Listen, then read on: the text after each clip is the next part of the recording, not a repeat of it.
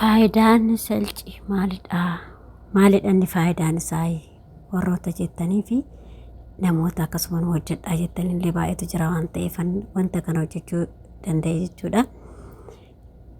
Qimamoojjiin mana madaamii wanta kana itti fayyadamaa dhugaa isiniin jedha. Hedduu takka bareedaadha jechuudha. Abdii sakkiyallee itti fayyadamaarra. Hedduu takka bareeduudha dhugaa dubbachuudhaaf baay'ee bareedaadha jechuudha. Ashamaa akkam jirtu hordoftoota kabajamtoota chaanaala kootii kan biyya keessaa kan biyya alaa bakka jirtanitti nageenya waaqayyo isin haa baay'atu. Akkam jirtu obboleettiin keessan nagaa gootuun qaba galata waaqayyo isiniin jedha. Egaa warroonni chaanaala kiyyaaf mooraa taata subscribe gochuudhaan maamila keenya ta'a isiniin jedha. Egaa akkuma argaa jirtanii wanti kuni selcii yookiin immoo baradoo jedhama afaan keenyanii. Baradoo firiizii keessa kaa'ee wannaan qabu waan ta'eef akkanumattanii wannaadhaan qabadha faayidiidhaan jechuudha. Maaliif harka namaa dhoowwachaa waan ta'eef akkasitti fuulatti ergachaa jira jechuudha. Maaliif hedduu bareedaadha.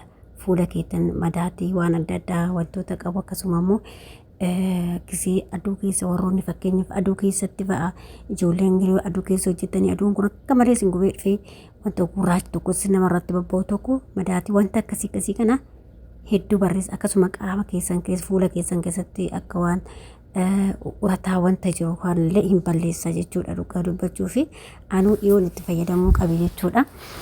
Dhugaa dubbachuuf hedduu takka bareedaadha. Akkuma viidiyoo dura darbe tokko irratti illee waa'ee kiyyaaraa tokko irratti hojjeteetiin ture jechuudha. Kunillee hedduu bareedudha dhugaa rabbii ila akka isinitti qabbanaa'u ijoollee dhugaa rabbii jechuudha. Fuuli keessan jajjabaatee bareeda jechuudha.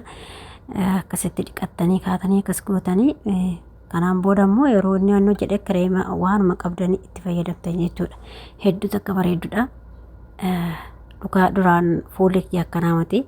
Amma kunoo shaggaanaa ta'e gan jammare kana jechuudha. Itti fayyadamaa mee ilaalaa isin jedha hordoftoota kiyya.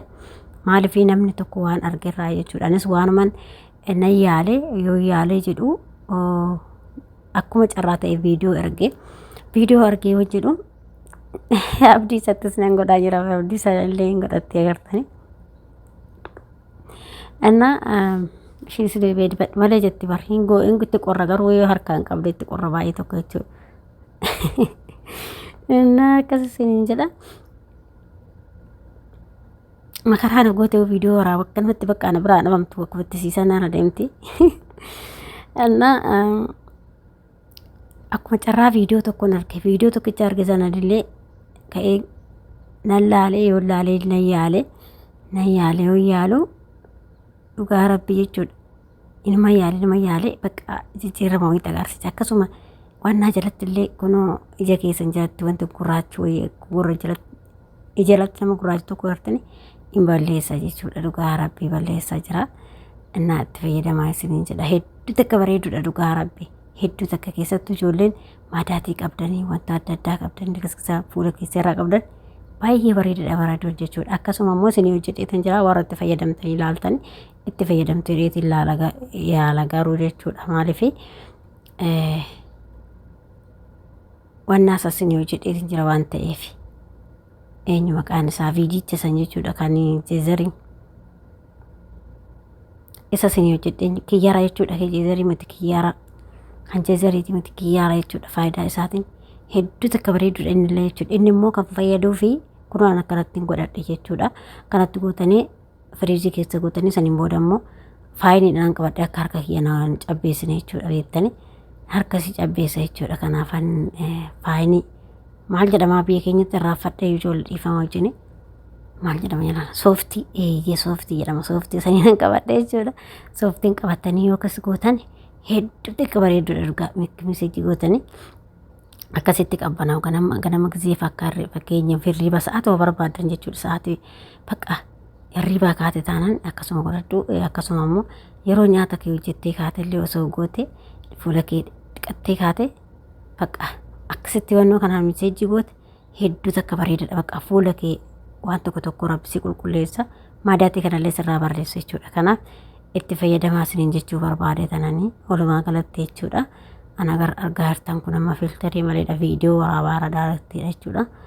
hedduu takka bareedadha. Odoo filtarii ta'e qaamni kiyya kunis akkuma kana jira jechuudha. Innaa filtarii miti kuni viidiyoo waraabaa dhiyaa jechuudha. Yookiin immoo kanan dhiqellee miti jechuudha. Akkanumatti ordinaaruma taa'ee jira jechuudha. Innaa kanaaf itti fayyadamaa isiniin jechuu barbaadetan. Dhugaa rabbii itti fayyadamaa hedduu takka bareedudha. Akkanatti aggeessu godhe. Warroon immoo akka waan kophee fakkaatu kun keessallee godhatanii ittiin godhuun jira namoonni tokko waan akkasiin qabu garuu kanatu jira waan ta'eef jechuudha.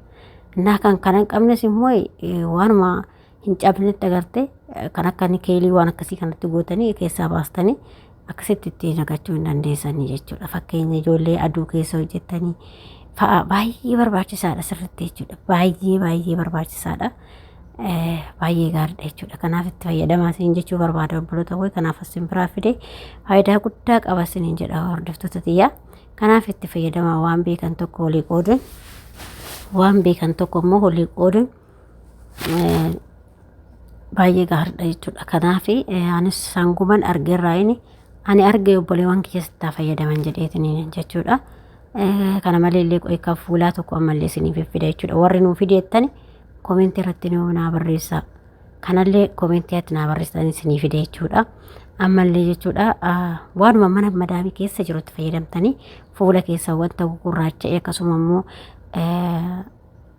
ija keessan jata gurraacha'e ofirraa balleessitanii isinitti hima jechuudha. Isiniif hin hojjedhe jechuudha. Waanuma salphaa wayiiti jechuudha.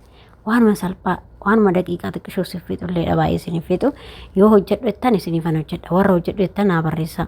Nu hojjedhu isallee nu hin jedhaate ta'uusisaa kanallee itti fayyadama. Dhugaa isiniin jedha daawwanna tokko gaafa itti fayyadamnee agarre malee yoo itti fayyadamnee yeroo tokko soba jechuu dandeenya. Wanti tokko immoo wanta fuula keetti ta'u jira. Nama dhugaa jibbachuudhaaf bardoon kullee naa ta'ee jira. Akkasuma immoo wannaa sunillee naa ta'ee jira. Kanan mana hojjedha isiniin jedhu kunillee naa ta'ee jira. Akkasuma immoo